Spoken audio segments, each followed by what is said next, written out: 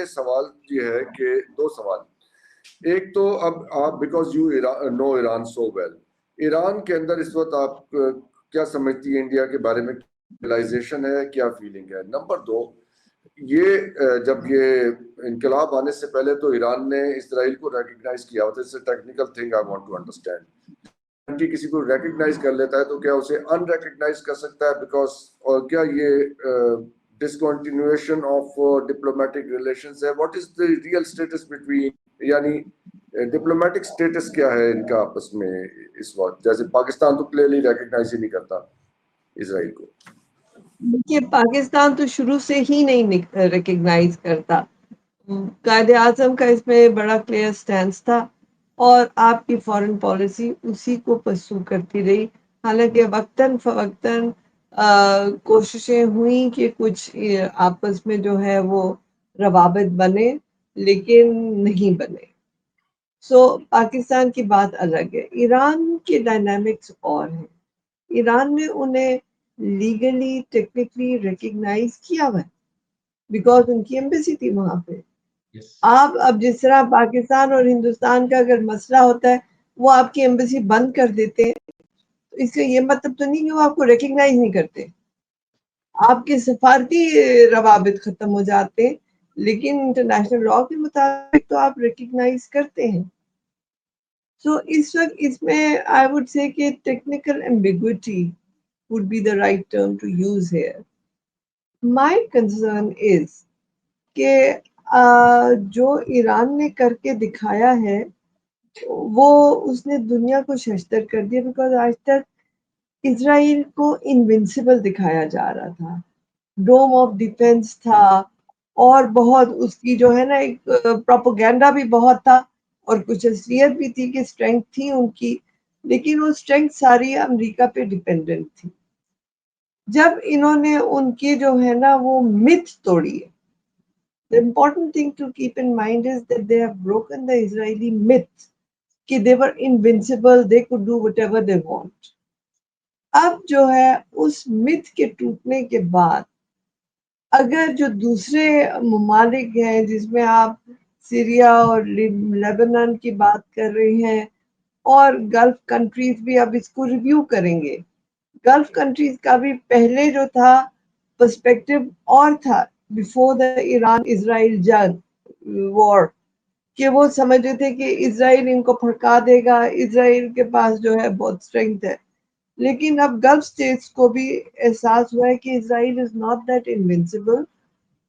اگر یہ واقعی اتنے انوینسیبل نہیں ہے تو پھر ان کی اہمیت, اسرائیل کی وہ جو نیوسنس ویلیو ہے نا وہ افیکٹ ہوتی ہے. اور اگر وہ افیکٹ ہوتی ہے اور ان کے اوپر, کیونکہ اس کا مطلب ہے کہ پھر غزہ میں وہ کس حد تک اس کو کنٹینیو, آج بھی میرا خیال ہے ان کے کوئی 12 سولجرز مارے گئے ہیں آئی ڈی ایف کے. تو اس کا مطلب ہے کہ جو اس نے اپنے آپ کو ہوا بنایا ہوا تھا وہ ہوا ختم ہو گیا ہے. اب they would be on the defensive. It depends کہ نیتن یاہو ابھی تو اس کو بہت ہیرو کہہ رہے ہیں, اور ہیرو کس بات پہ کہہ رہے ہیں کہ he succeeded in getting Americans involved in the war, جو کہ ٹرمپ صاحب نہیں ہو رہے. Having said that, now the dynamics are changing because, as we said before, the perspectives are changing.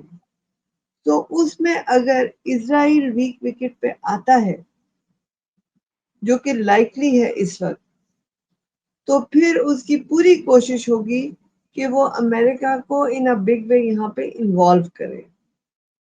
اور بگ وے انوالومنٹ کا مطلب ہے کہ وہ وائلیشن آف سیز فائر کرے گا, وہ ایران کے ساتھ جو ہے وہ کرے گا یہ شرارت.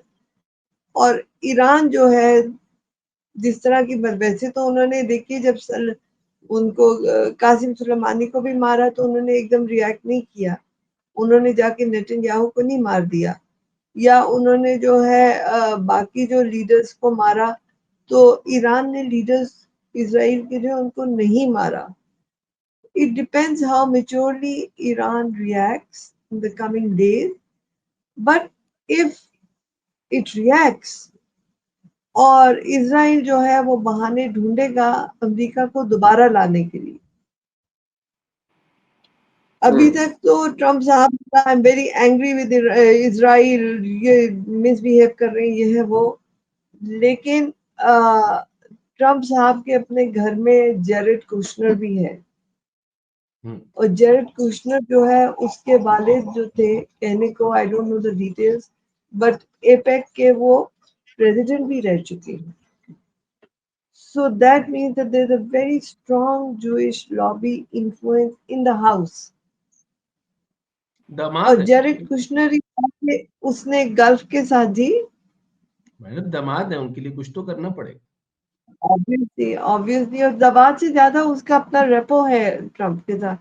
کچھ دمادوں کو تو آپ گھر دماد رکھتے ہیں, کچھ کو آپ باہر نکال دیتے, یہ گھر دماد ہے, سو گھر اسی سے چل جاتا ہے.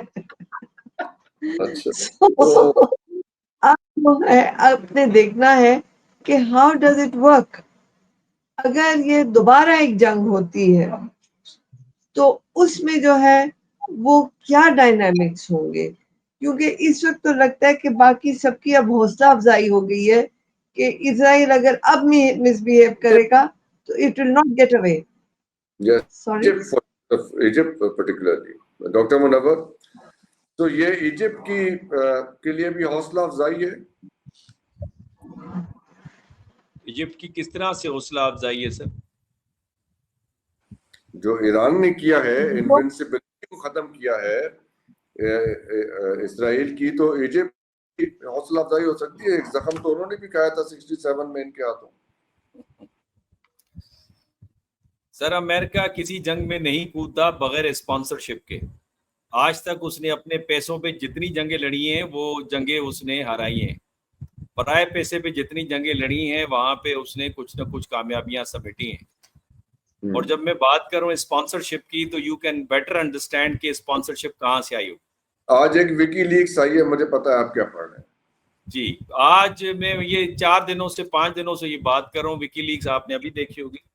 امریکہ ہمیشہ جنگوں میں کودتا ہے, سافٹ ٹارگیٹ دیکھتا ہے جو کہ ایران ثابت نہیں ہوا, اور دوسرا جہاں سے اس کو اسپانسرشپ ملے. بائی دا وے امریکہ کے جو اڈے ہیں خطے کے اندر وہ بھی اسپانسرڈ ہیں, and you can better understand.